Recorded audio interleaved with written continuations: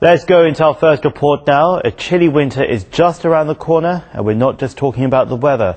The financial crisis which broke out in the US in August is now raising prospects for one of the bleakest Christmas shopping seasons in decades. For manufacturers based in China, the gloomy market figures from across the Pacific and Europe unmistakably means a big fall in business orders. Many factories have since closed down, but some businesses say they're prepared to tough it out.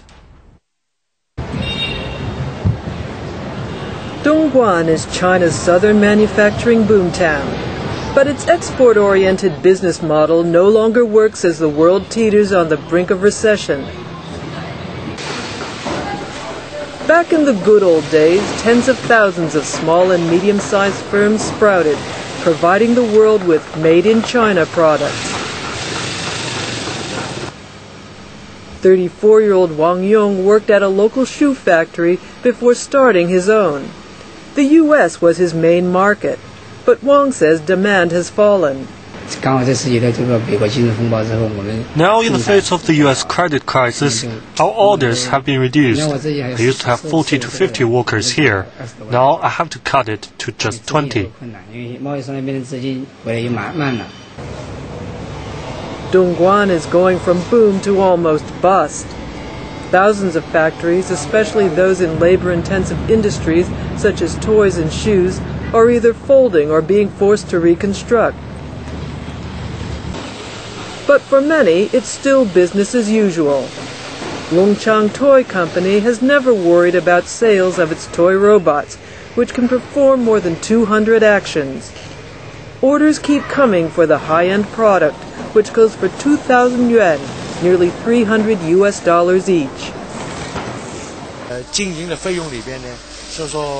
Today we can't compete with others only by price, but by quality and technology.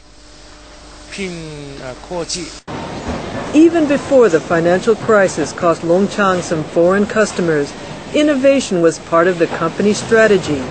And every year, Longchang invests more than 30 million yuan in technological innovation. The company now has more than 300 toy patents. To date, around 50 to 60,000 factories in China's labor-intensive industry have been forced to close due to the severe global financial conditions. But 70,000 new ones have been built at the same time. We've transferred the pressure into the impetus, upgrading the industrial structure and strengthening the international competitive ability. Premier Wen Jiabao has said, confidence is more precious than gold or currency in the face of financial crisis. And confidence got a boost last Sunday when a 4 trillion yuan or $586 billion stimulus package was announced, the largest in China's history. The huge sum is nearly a fifth of the national gross domestic product. The money will go into 10 programs to boost domestic demand. Projects focus on improving the quality of life, such as low-income housing, rural infrastructure facilities, transport network, ecology, technical innovation, and post-disaster reconstruction.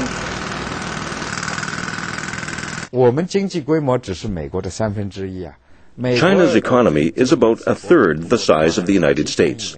The U.S. government approved a $700 billion economic bailout package. We can see that China takes action to fight the crisis.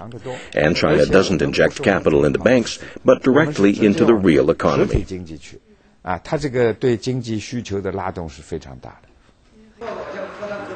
The stimulus package may be a shot in the arm for the national economy, but it has another purpose: to stabilize the international market. Global investors have welcomed news of the package. Asian and European stock markets rose on Monday, with American markets also climbing.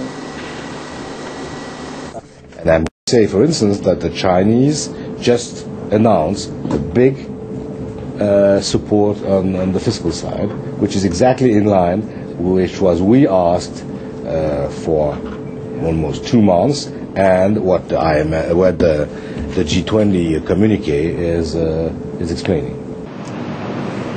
Many developed nations believe that emerging countries like China should play a more significant role in the international market.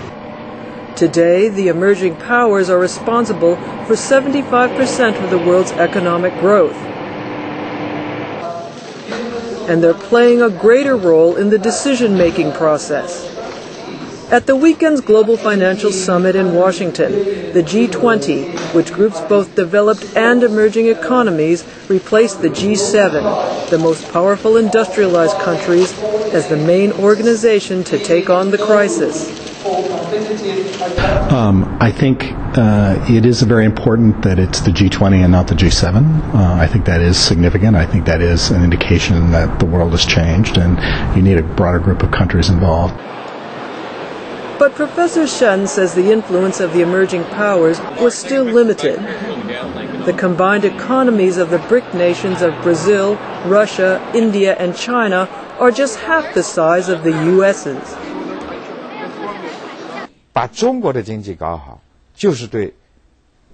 Chinese Premier Wen Jiabao had said China's biggest contribution to the world is to maintain a steady and fast economic growth. If the emerging economies develop well, they will import more and provide more job opportunities for other countries and increase their foreign currency income. Developing their own economy well is naturally a pull for the global market.